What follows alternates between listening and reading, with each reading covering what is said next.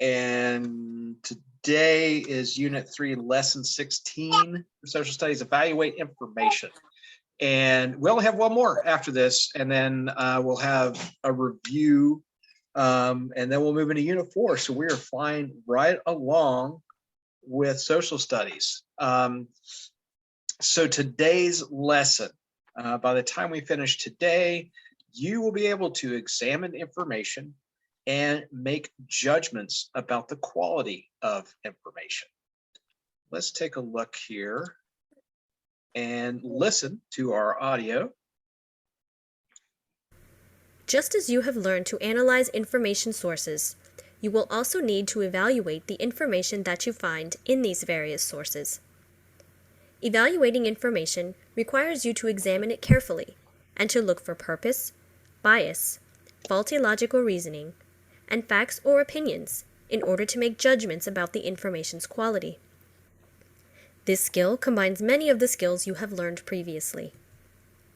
As with other areas of the GED test, questions about evaluating information will test your ability to interpret information at various depth of knowledge levels through the use of complex reading skills and thinking skills. So our lesson from last week, when we evaluated sources, is a really important part of evaluating information.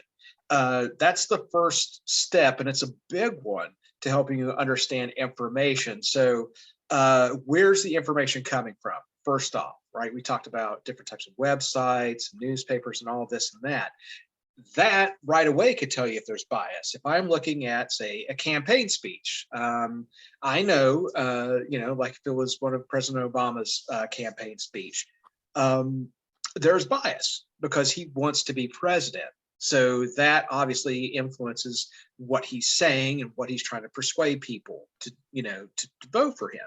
He's not going to say, don't vote for me, I'm going to be a horrible president, right? He is out there to make his case. Same thing for, different websites or organizations. If you're reading something from the National Rifle Association, you know that they are big supporters of the Second Amendment and gun rights. So there is going to be a point of view and a bias there already that you can start to look for as you continue to read and examine the information that they're giving you. Things like faulty logic or reasoning, or the facts don't line up, or they don't give you enough information. That's what our past few lessons have really focused on.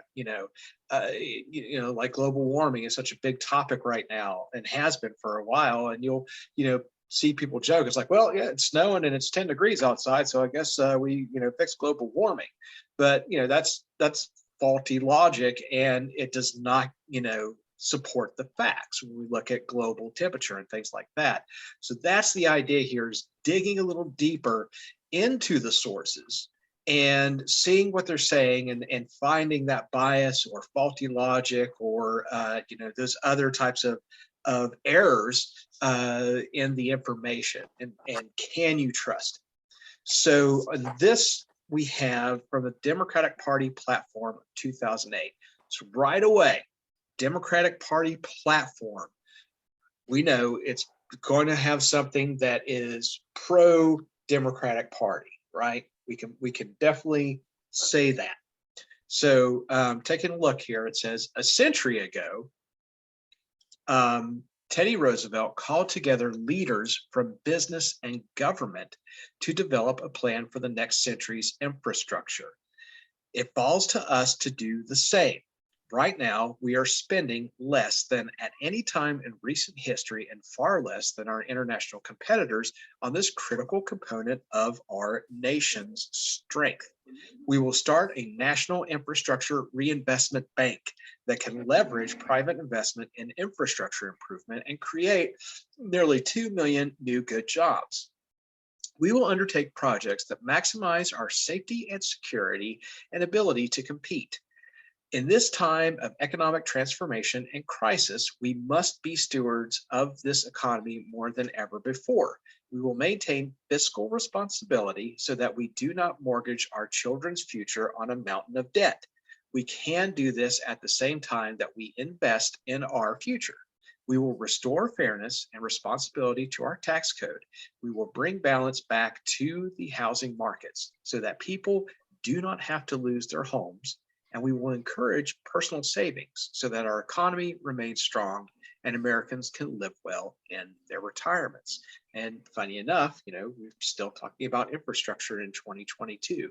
That's a big point of the Build Back Better Biden plan. So in our text box, that first underlined section there that is like the first 3 or 4 sentences, it says the text lays out the problem using actions of a popular past president to set a tone for change and a fact that underscores the problem. So right away, the problem is Teddy Roosevelt called together leaders from business and government to develop a plan for the next century's infrastructure.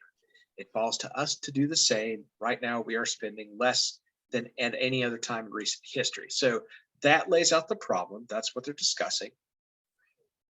And then secondly, it says, then the text lists several general actions that Democrats will take that score well with the voting public. So we will undertake projects that maximize our safety and security and ability to compete.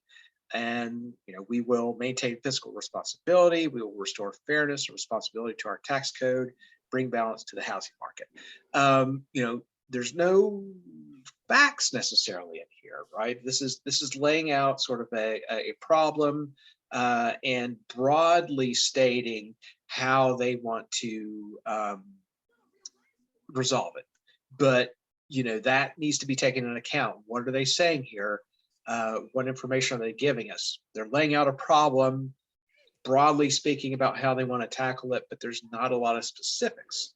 So let's see how that translates as we go into the quiz. So let's move over to the quiz here for lesson 16. And just in general, we will be looking at a lot of campaign type of information, different, why to vote for this person over that person, what they're going to do as, president or whatever office they're running for here. So we'll keep that in mind as we work through all of our readings here. And test taking. So it says evaluating information requires you to assess a text for many characteristics. Preview the questions first. Then you can narrow your focus as you read and evaluate the text. I always mention that too, especially if you have to write something. Make sure that you understand what you're supposed to do in writing it. Understand the directions and then go through and read. So with the multiple choice questions, you can go ahead and read. You can get a feel for that. You may have to go back and review, which is fine. But especially if you're having to write something, you want to make sure that you know the directions well. Okay, so how about Christiana? You start us off here with number 1.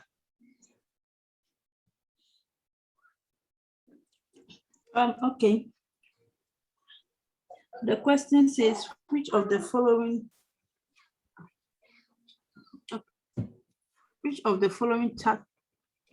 tactics do the Democrats use here to persuade the public? A, they offer specific change they will make. B, they promise to consult the public on what is important. What is important? Yeah. C, they ensure that successful past practices will continue. D, they list general change without specifying them. Is C? It's D. The list what we're talking about there. Like right now, infrastructure, as I mentioned, was a huge problem that the Biden administration wanted to tackle. So I'm going to go ahead and hit that D. But that word infrastructure alone is fairly broad. It's about our road system. Some of it is our electrical grid. how we transmit power, all these types of things. But they talk about it here in very broad terms. They don't really say specific, like we're going to have a huge bill to fix all of our roads and do this or that. It's just things like we will undertake projects that maximize our safety and security and ability to compete, right? Very vague, very broad. The only real word we get there is something about infrastructure, national infrastructure reinvestment, and creating 2 million new jobs. Don't know where those jobs, what sector they're in. A lot of it's going to be construction and things like that, maybe engineering. But again, not very specific at all. It's very vague language that they use. So D for number 1. Grace, how about reading 2 for us here from George W. Bush for president? Okay. On domestic issues, the choice is also clear. In critical areas such as public education and healthcare, Bush's emphasis is on greater competition. His No Child Left Behind Act has flaws, but its requirements have created a new climate of expectation and accountability. On both of these important fronts, but especially with his expensive healthcare plan, Kerry primarily sees a need to raise and spend more money. John Kerry has been a discerning critic of where Bush has erred, but Kerry's message, a more restrained assault on global threats, earnest comfort with the international community's noble inaction, suggests what many voters sense. After 20 years in the Senate, the moral certitude Kerry once displayed has evaporated. There is no landmark Kennedy-Kerry Education Act, no Kerry race health bill. Today's Kerry is more about plans and process than solutions. He is better suited to analyze than to action. He has not delivered a compelling blueprint for change. Question: which of the following does the author cite in order to validate an endorsement of one candidate's domestic policies? A, President Bush's landmark healthcare plan. B, the No Child Left Behind Act. C, the Kennedy-Kerry Education Act. And D, President Bush's assault on global threats. B? Yeah, he looks at the No Child Left Behind Act. So B is in boy for 2. So right there, his point of view, this author's point of view, we can tell is supporting the re-election of George W. Bush. That's the first sort of argument he's making here.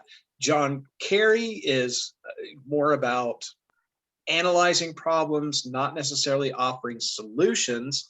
And that's what you get here from that second paragraph. So, that's one thing you look for first in the title, George W. Bush for president. Okay, so this should be something pro-Bush, right? This should be making a case as to why he should be reelected or elected in the first place.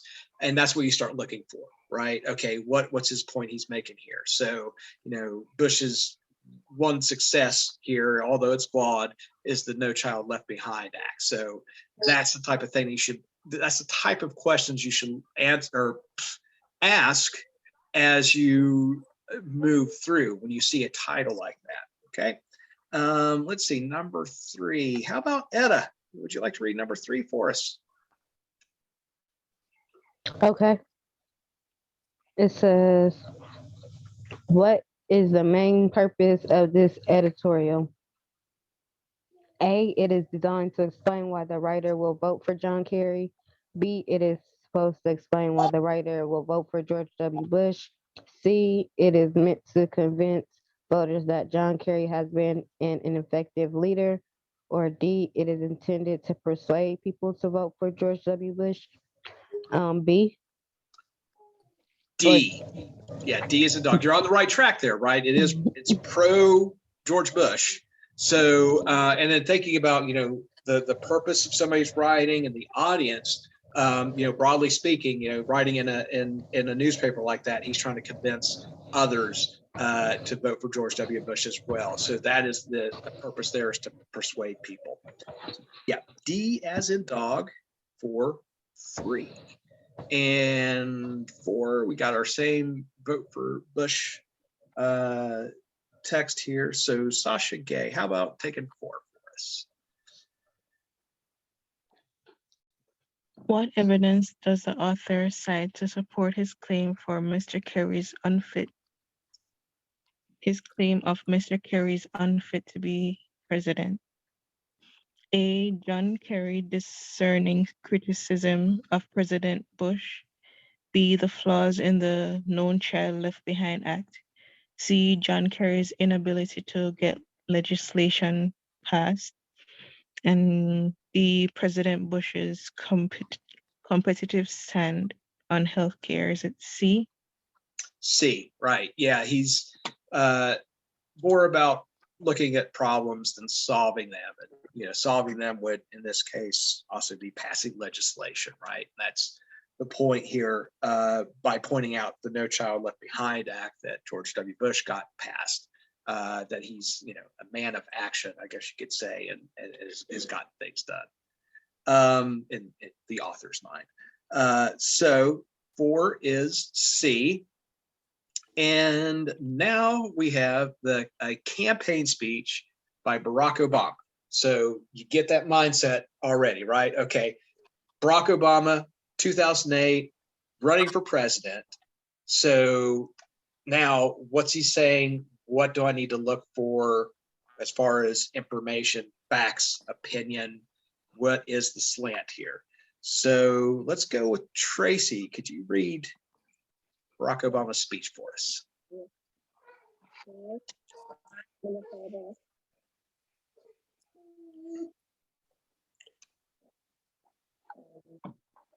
Number 4,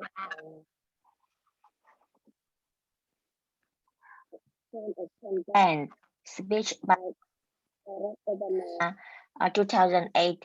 Years of pain on Main Street have finally trickled up to Wall Street and Sanders, calling toward recession, reminding us that we're all connected, that we can prosper a nation where a few people are doing well and everyone else is struggling.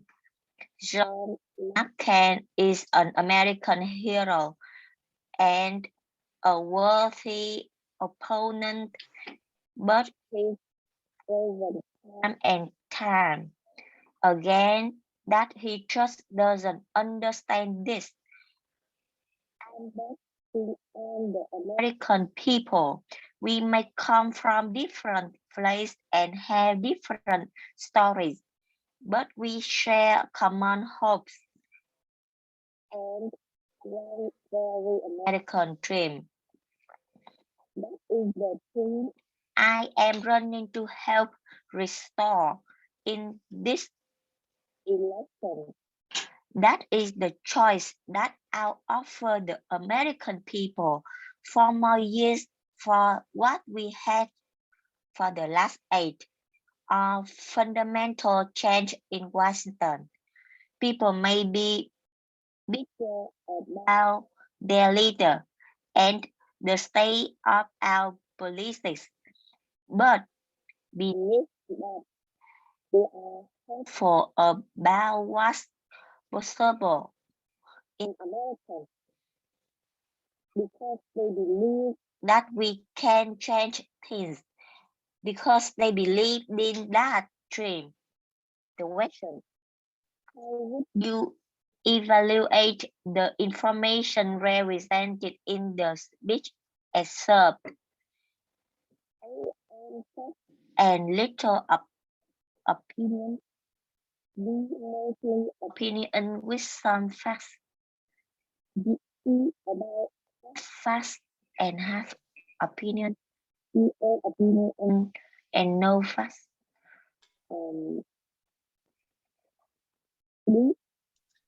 D.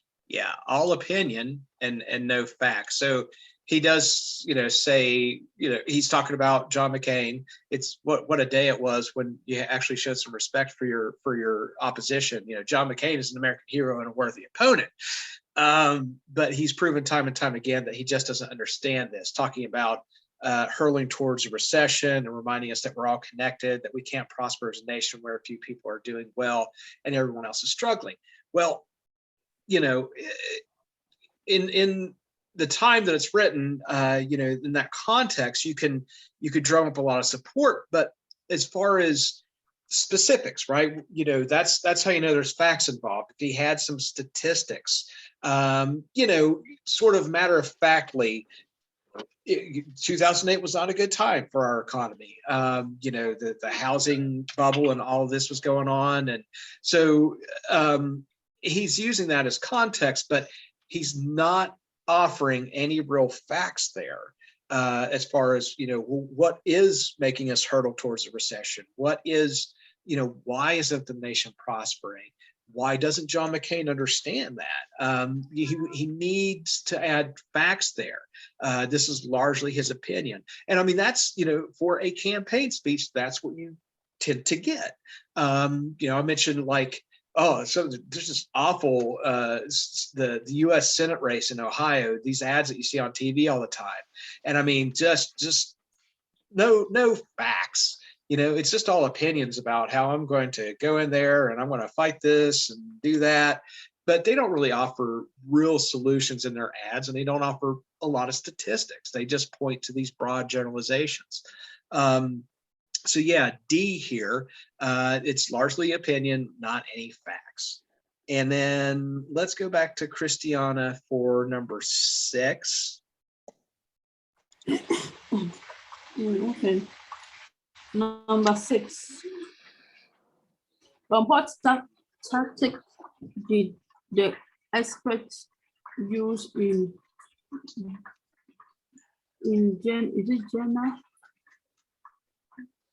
general support for Mr. Obama?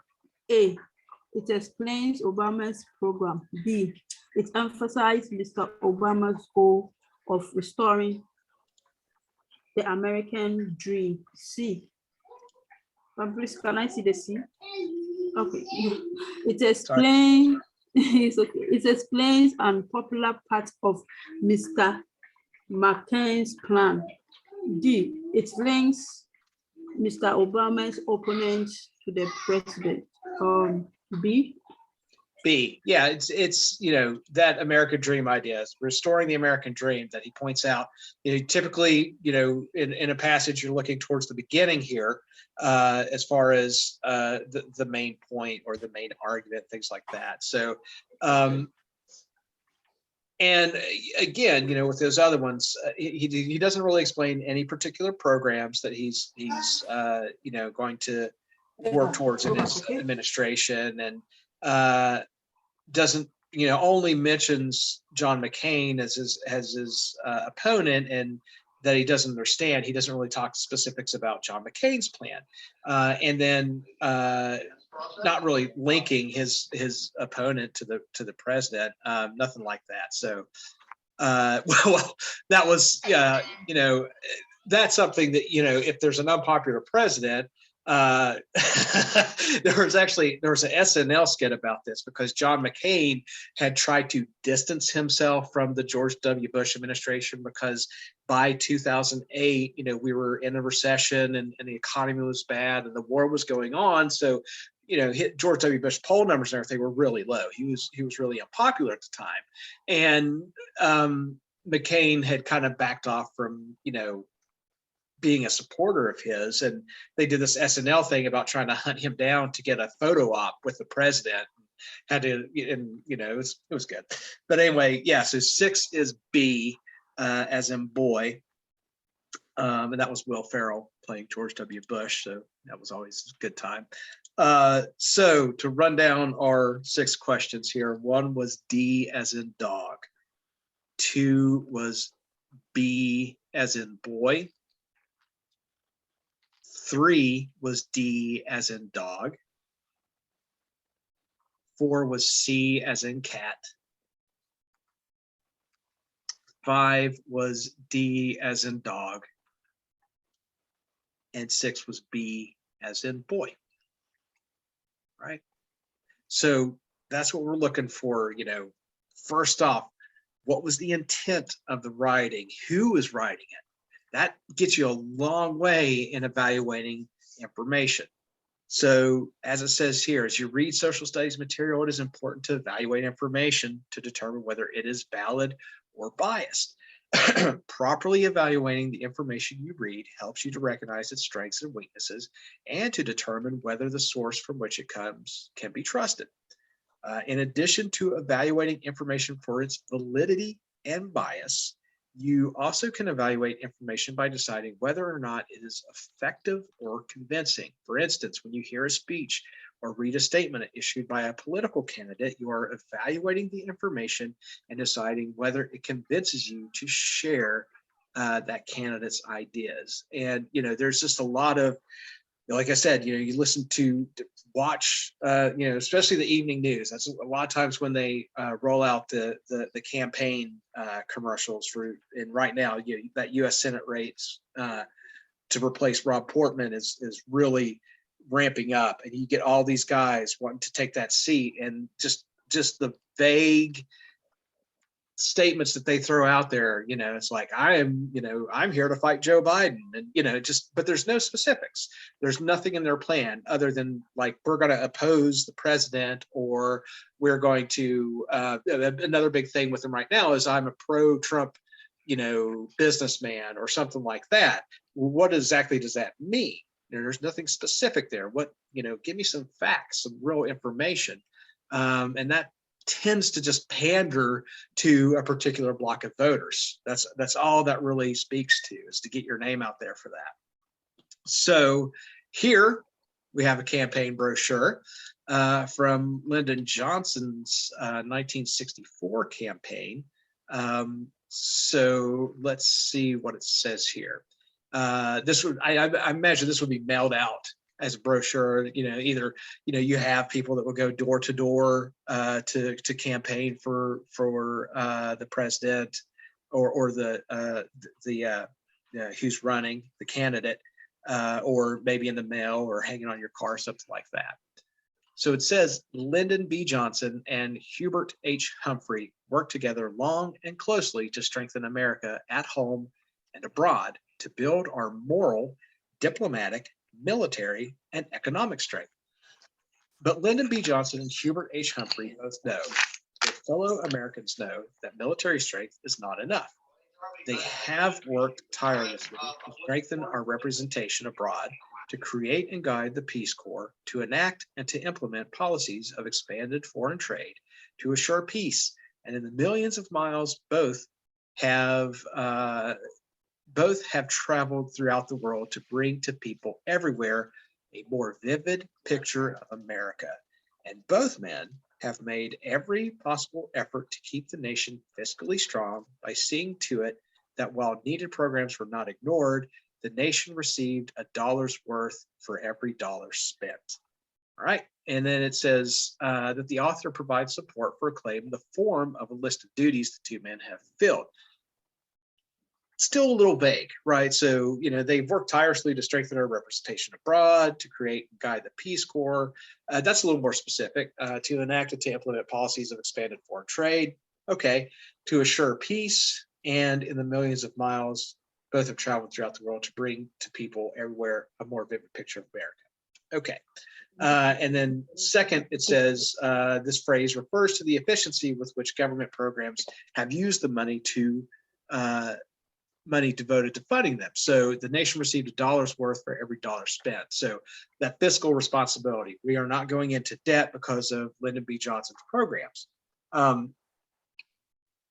You would want to see some more facts with that, but that is something a little more specific. You would need to verify that further though.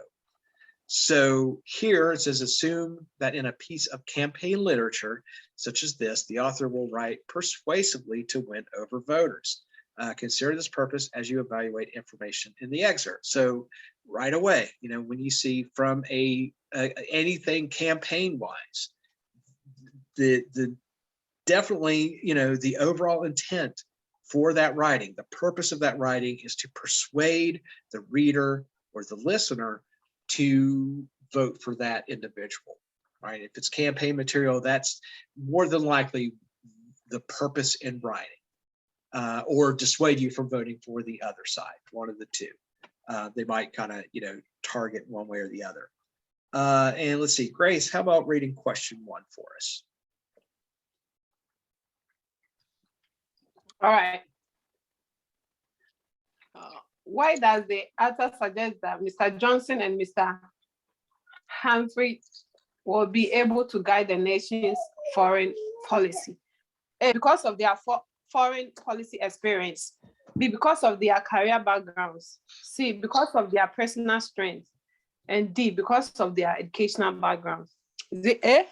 Yes, A, because of their foreign policy experience. And that they point to that with the millions of miles both have traveled throughout the world, right? That indicates foreign policy experience, that you're traveling around the world to talk to other, heads of state and foreign dignitaries and stuff like that. So 1 was A. 2, how about Etta? Read number 2 for us, please. Okay, it says, what characteristic of both men is praised in the last paragraph? A, courage, B, independence, C, moral character, or D, fiscal responsibility? Is it D? D, yeah, fiscal responsibility, monetary responsibility, right? I think fiscal tends to be, referencing money there. So every dollar spent, we get $1 back. That's showing fiscal responsibility on the part of Johnson and Humphrey administration. And this one, we have a little writing response to do. So let's look at the question first here, right? So based on the information, how would you evaluate the effect of President Johnson's Great Society program? In your response, develop an argument about whether the Great Society succeeded in meeting its goals, incorporate relevant and specific evidence from the information given, and from your own knowledge of the issue and the circumstances surrounding the enduring issues to support your analysis. So we're going to keep that in mind, and I'll read through it here. So really important, look for the argument. In your response, develop an argument whether the Great Society succeeded in meeting its goals, incorporate relevant and specific evidence from information given, and from your own knowledge of the issue and the circumstances surrounding. Okay. So to start, it says in 1965, President Lyndon B. Johnson launched the Great Society, a federal program to promote racial justice, better education, healthcare, environmental reform, and a war on poverty. Johnson said, we have a right to expect a job to provide food for our families, a roof over their head, clothes for their body, and with your help and with God's help, we will have it in America. This is from an article in the New York Times 20 years later, looked at the effects of the program. So these started around 1965. This article, it says it was accessed in 2013, but the article would have been from around 1985 or so, right? About 20 years later. So it says 20 years ago, half of all Americans over 65 had no medical insurance, and a third of the aged lived in poverty. More than 90% of Black adults in many Southern counties were not registered to vote. Only a third of the children in the country, 3 to 5 years old, attended nursery school or kindergarten. Today, those situations have been reversed in large part because of laws enacted in Lyndon B. Johnson's drive for the Great Society. Now, nearly every elderly person is covered by health insurance, and the aged are no poorer than Americans as a whole. Black vote at about the same rate as whites, and a large majority of small children attend preschool programs. On a side note, does anybody know a program that has come out of the Great Society legislation that LBJ enacted.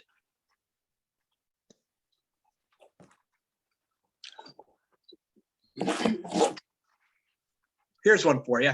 Head Start. That is something that came out of the Great Society legislation.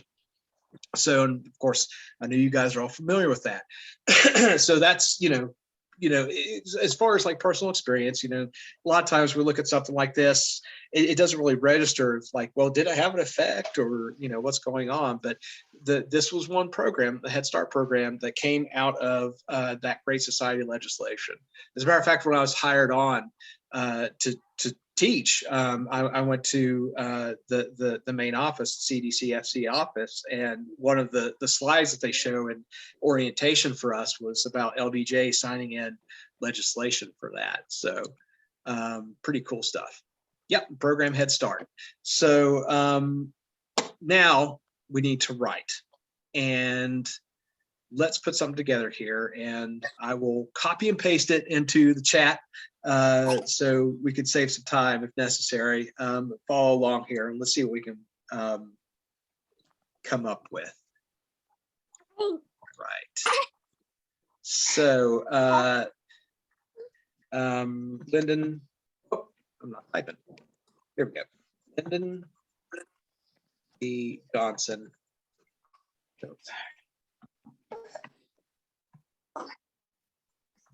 Oh, what happened? It's gonna.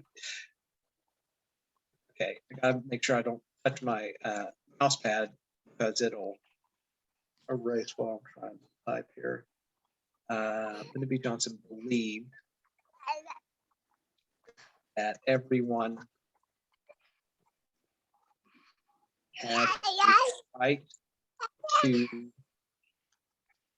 food, clothing, shelter, and a job.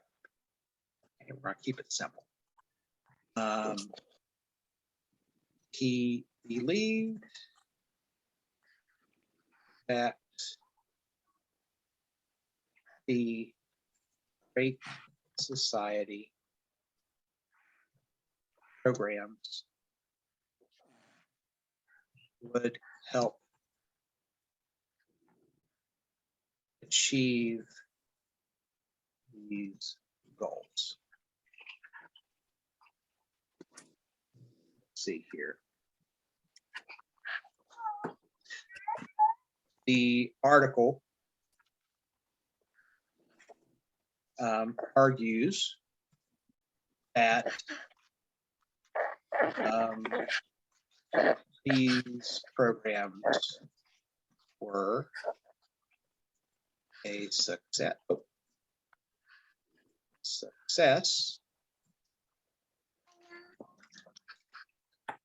The author provides facts such as, let's take a look here.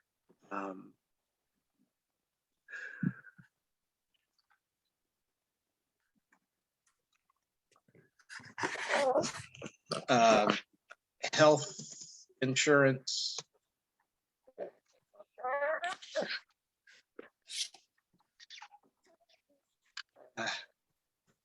coverage for the elderly,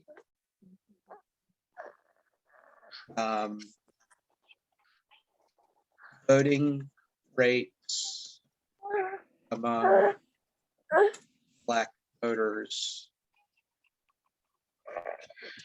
increasing, and we'll just say the availability of, let's see here, what's the word I want to use,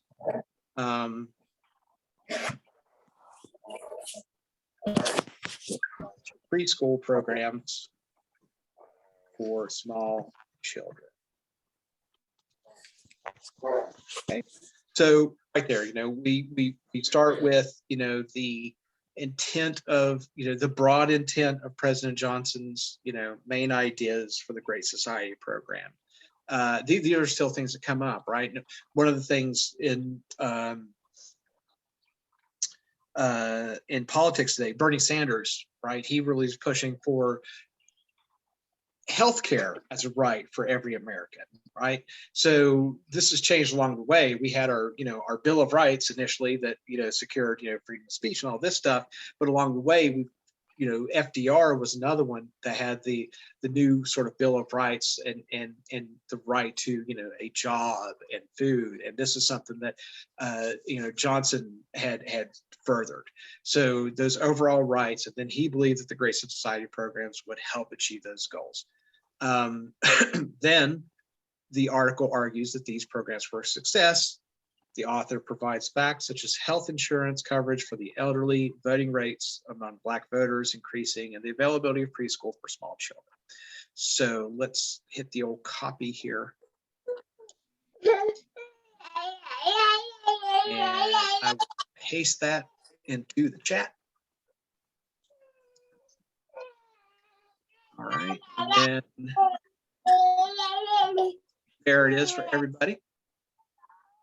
So you can just copy and paste. This was Tracy's idea, I believe.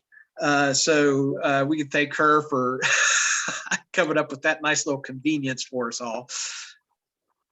Yeah, So, after I start writing it in. yeah. So are you guys comfortable with moving along, or do you need another second to get that copy and pasted? I need another second. Okay.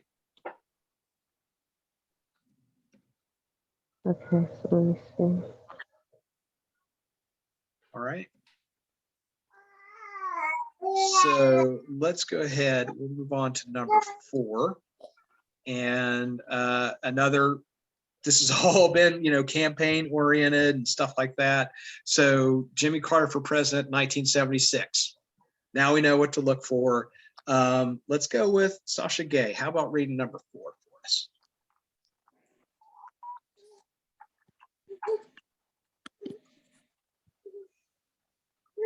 The Jimmy Carter for President 1976 campaign brochure, 1976.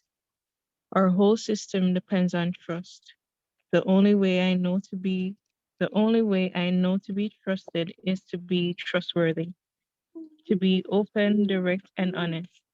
It's as simple as that. We can't sell it. We can't sell out our people's interests for short-range benefits. Jimmy Carter believes that secrecy has caused distrust of government at all levels. Americans are sick of half-truths and shallow promises. They want a president who will state the facts, who will be accessible to the people and responsive to their needs. Jimmy Carter believes that with bold and competent leadership, he will solve our economic problems. However, the average taxpayer shouldn't have to pay the full price of relieving inflation. They've already paid too much. Campaign brochure 1976. What format does this excerpt follow in an effort to effectively persuade readers? A, it has an opposing viewpoint followed by Mr. Carter's rebuttal. B, it contains a question followed by Mr. Carter's answer. C, it has a quotation from Mr. Carter followed by an explanation of the quotation. And D, it consists of a description of Mr. Carter's policies as governor, followed by an explanation of how those policies relate to the presidency.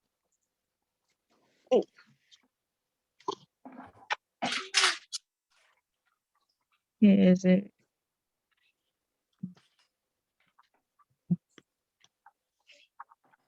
Is it B? It's C. Quotation from Mr. Carter, followed by an explanation. So largely, right, we see here, his words. But then, it says like Carter believes, it says we can't sell our people's interest for short range benefits. And then it follows up with a statement Jimmy Carter believes secrecy has caused distrust of government. And then again, down here, another, quote from him. So believes that, bold and competent leadership, we can solve our economic problems. However, the average taxpayer shouldn't have to pay the price for reliving that. They're already paid too much. So it's C here for 4.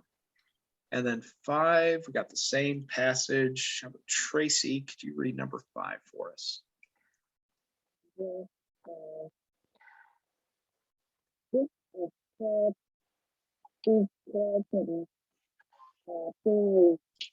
To resonate with the following BAs believed held by the public at that time. A, the nation tax system is unfair. B, the government is efficient. C, U.S. citizens that have deteriorated. B, government is dishonest. So yeah, The nation tax so it's D. I was having a little trouble hearing you there towards the end, Tracy. It sounded kind of muffled. You were kind of coming in and out a little bit. So 5 is D as in dog. Government is dishonest. And in 1976, to add a little context to that, so this is on the heels of the Watergate scandal, where Nixon was resigned from the presidency in fear of being impeached because of information that he had stolen from the opposing candidate's campaign. There was also the Pentagon Papers that were released that explained the secret war that was going on in Laos and Cambodia during the Vietnam War, that we were bombing those 2 countries as well. So there was a lot of distrust that had built into the public based on those scandals. So Carter was really sort of a breath of fresh air because he came off as very genuine and honest. And that's what helped him win the campaign, is to sort of being this salt of the earth, down to earth guy that people could trust. So D was for number 5. And back to Christiana for number 6.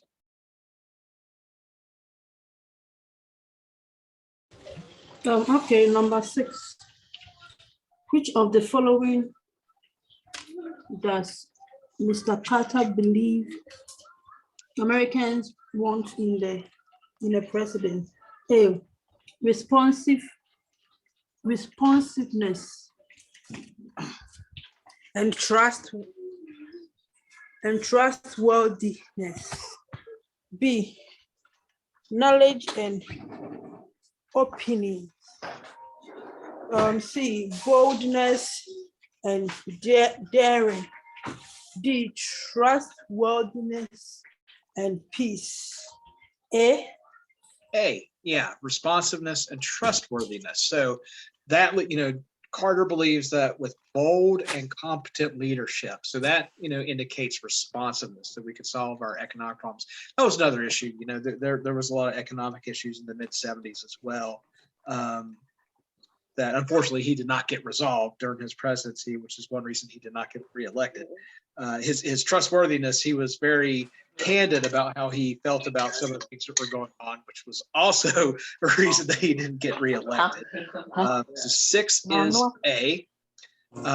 And now we're moving on to the 21st century. So we have here another campaign brochure. This one from George W. Bush. How about we have Grace? Could you read the campaign brochure? All right. As president, I will make sure schools are accountable for results. I will encourage our schools to take more responsibility for teaching character to our children so they understand right and wrong, and that action have consequences. I will give local school districts more flexibility to spend money where it is needed to improve our children's education. I will strengthen social security, guaranteeing government is responsible for the promise it has made Americans, seniors, and allowing younger Americans to voluntarily invest some of their social security taxes in personal accounts. I will re-inform healthcare so every family has access to affordable health insurance, and seniors have a choice of plans, including prescription drug coverage. I will rebuild our military, giving it the resource it needs to meet its responsibility to keep the peace. I will promote responsible economic agenda to continue our prosperity. I will provide tax relief for all Americans, especially those struggling to make it into the middle class. Question: which of the following best describes Mr. Bush's plans for his presidency? A, simple; B, ambitious; C, unprecedented; and D, inexpensive. Ambitious? Yeah, ambitious.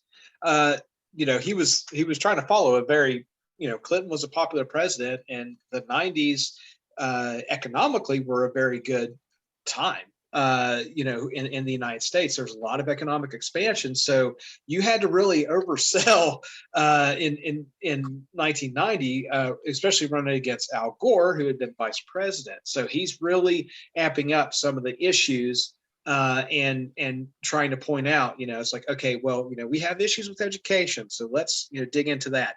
Healthcare reform.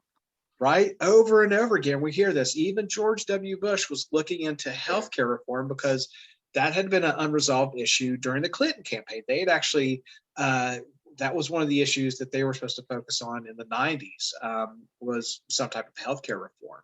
So yeah, B here, he had to be really ambitious to run against Al Gore, who was connected to the successful Clinton administration. A little less popular at the end for obvious reasons, but otherwise a very successful presidency. So 8. Let's go with Etta for number 8. Okay. And we have Mr. Bush. Mr. Bush proposed policies are based on which of the following concepts: A, opportunity; B, security; C, responsibility; or D, affordability? Is it A? So here it's C.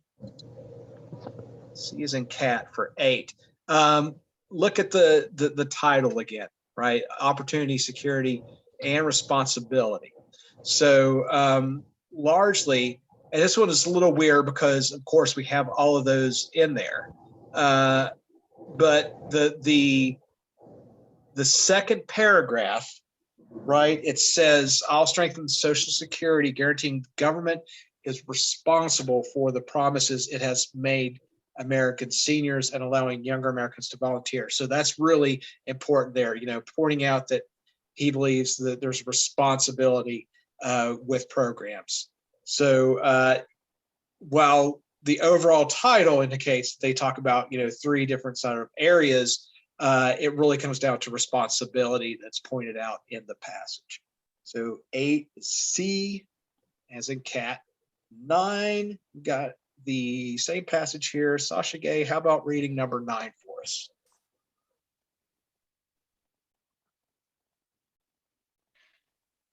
Based on the excerpt, which of these federal government departments or agencies would Bush have been most eager to strengthen? A, Department of Defense; B, Environmental Protection Agency; C, Bureau of Land Management; and D, Department of Energy. Is it B? It's A. And we have to sort of eliminate the other ones here. So what does he talk about there? He mentions healthcare. He mentions, Social Security, taxes. He mentions schools, accountability in schools, education. And he also mentions strengthening the military. I'll rebuild our military. So looking at our choices, the EPA works on environmental and pollution issues. So he doesn't mention anything about that. Bureau of Land Management, national parks and stuff like that. So real estate doesn't really say anything about that. Department of Energy, again, doesn't talk about infrastructure or electric grid or anything like that. They also handle other aspects of energy. So that leaves the one thing that we can connect, right? So Department of Defense, I'll rebuild our military. They handle the military. So it's A there. Process basically of elimination. You have to just sort of match what you heard or match what you read with the options available. And then a campaign speech by Bill Clinton, 1992. And I want to go ahead and read this one. So, keep in mind, his first run for presidency in 1992 campaign speech. So let's see what we have here. For millions and millions of Americans, the dream with which I grew up has been shattered. The ideal that if you work hard and play by the rules, you'll be rewarded. You'll do a little better next year than you did last year. Your kids will do better than you. But that idea has been devastated for millions of Americans. How did this happen? I would argue it happened for two reasons. Number one, we lost our economic leadership. Other nations began to do some things better than we do, and their economies started growing faster and faster as ours slowed down. Number two, and this is why I'm running for president, we elected people to high office who had the wrong response to the problem. What is the alternative? That's what I represent. We're going to have a smart work, high wage country, not a hard work, low wage country. And we're going to do it by beating the competition. Let me give you some examples. ... So, Tracy, let's try, see if we can hear you read number 10. Yes. In the speech exhibits, is easily checked because it is supported by facts. A, all the nation's economies grew faster as ours slowed down. B, we elected people who had the wrong response to the problem. C, the American dream has been shattered. D, we lost our economic leadership.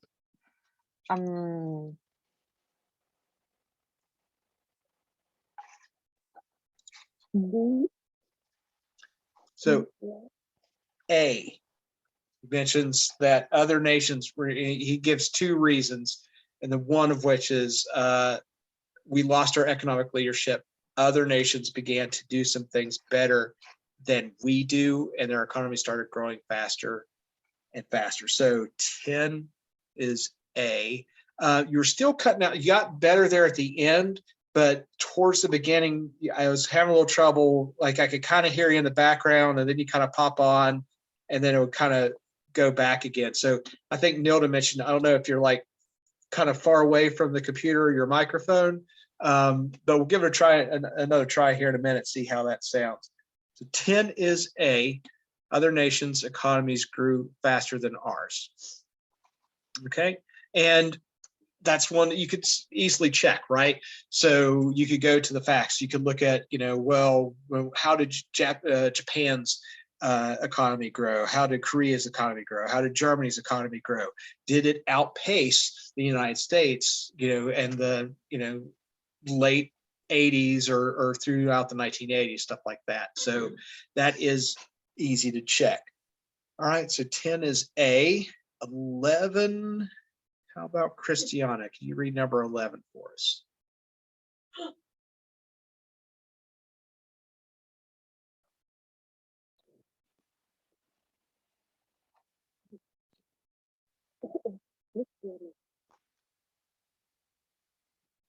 No, Christiana not there. How about Grace? You read number 11 for us?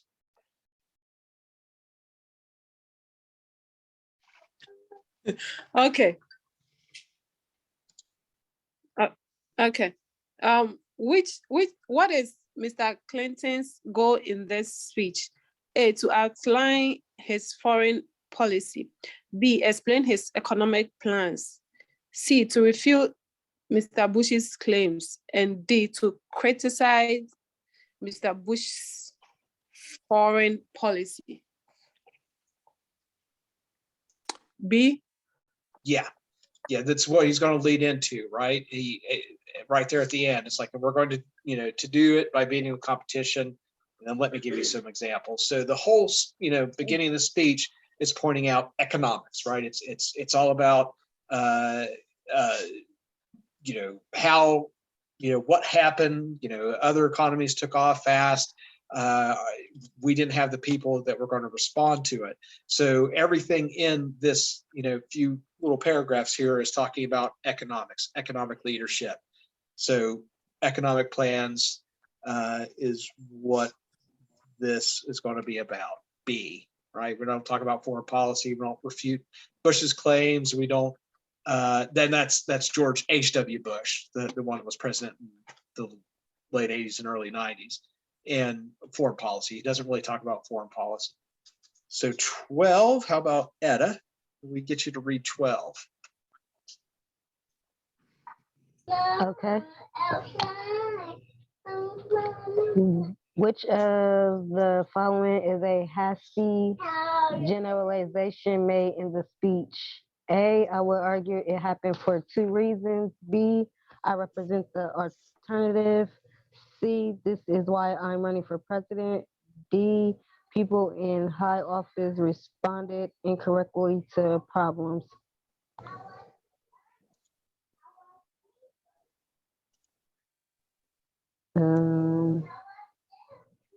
A. So it's D. People in high office responded incorrectly. So, we talked about generalizations and hasty generalizations. So he doesn't give us enough information to support that. Did they respond? Was it just bad luck that what they had Why did you pick it up? attempted to do was correct? So, you have to keep that in mind. So that leads to a hasty generalization, right? He's making a broad statement about the prior administrations and saying, they didn't respond correctly. We would need a lot more facts for that to not be a hasty generalization, right? So 12 is D as in dog, and then we have another campaign speech from President Obama. So how about Sasha Gay? Could you read 13 for us? Okay. From a campaign speech by President Barack Obama, 2012. On issue after issue, we are moving forward. After losing 9 million jobs in a great recession, our businesses have now added more than 5 million new jobs over the past 2.5 years. Manufacturing is coming back to our shores. The unemployment rate has fallen. Home values and home sales are rising. Our assembly lines are humming. We cannot go back to the same policies. We've got to keep moving forward, and that's why I'm running for a second term as President of the United States. I've got a plan that will actually create jobs, a plan that will actually create middle-class security. So I want you to compare my plan for Governor Romney's. So I want you to compare my plan to Government Romney's. See which plan you think is better for you. See which plan is better for America's future. Which of the following claims by President President Obama would have been most difficult to verify? A, over 5 million jobs were created. B, the unemployment rate has fallen. C, home sales are rising. And D, his plan to create jobs. D, Yeah. That because it hasn't happened yet. well, things did improve throughout his presidency, particularly from 2008 and when he was elected. There was a little bit of a hiccup for a few years there, but the thing here though is like you can't. There's not really statistics about future, endeavors. If I say I'm going to create jobs, I can outline, how I want to do that. There's a lot of analysts, there's a lot of business writers and stuff will, like Wall Street Journal and stuff will analyze that and say, well, this will work or this isn't going to work. It's hard to verify, if that's really going to create jobs. But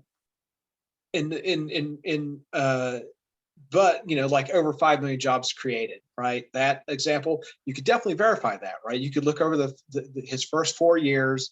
We could look at the jobs that were lost. We could look at unemployment. We could look at unemployment rates, how many jobs were added, all of that, right? That goes along with the unemployment rate. We can see, how the unemployment rate has either risen or dropped during his administration. Home sales are rising. That's another one. Very concrete, solid evidence that will support those claims. His plan to create jobs, that's a wait and see. You have to wait and see for another 4 years. And that's where, the voting comes in. Do I like, this candidate's ideas more than I like this president's or this candidate's ideas? That's what it comes down to. So 14. So that was D for 13. D as in dog. 14. How about we go back to Christiana to read 14 for us? Okay, number 14. How does President Obama encourage the public to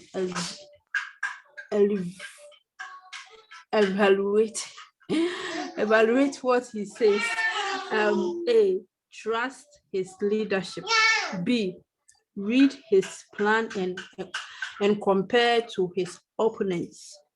C, believe the facts in his speech. D, realize there has been real progress. Is it B or D? It's B, right? He says, B as in boy, right there towards the end, go compare my plan to Governor Romney, see which plan you think is better. That's, he lays it right out there. So B, read his plan and compare it to his opponent. And then 15, same section here. So Grace, how about finishing our workbook here with number 15? Okay. President Obama made this speech during his second presidential campaign. How would it differ from one he might have used during his first campaign? A, it can include facts about his accomplishment. B, he can blame all of the problems of the country on his predecessor. C, more money can be spent on aides. And D, he does not have to use facts to explain his plan. B, as in boy. So since it's his re-election, A, right? He can look to the first 4 years of his presidency and point out the successes. So yeah, A for 15. Whereas if like I thought they were talking about his first campaign, like right. Before he became a president. So this is from his second campaign, right? The 2012. So he's pointing out, like in that first paragraph there, that they had lost 9 million jobs in the previous administration, and then over the course of his first 4 years, how many jobs they had added. So yeah, this is just about he's mentions that that he can use the facts here for his second running, right? Whereas, if he, like our last election here, right, with Joe Biden never being president, but he can point out the issues that were not resolved by the Trump administration. So, that would be another tactic that you could use. Yeah. All right. Okay. So Well, what was that? All right. So we'll submit that real quick. And does anybody need any answers here for the workbook? Everybody able to get caught up there? Number, was it 3? I still have trouble hearing you.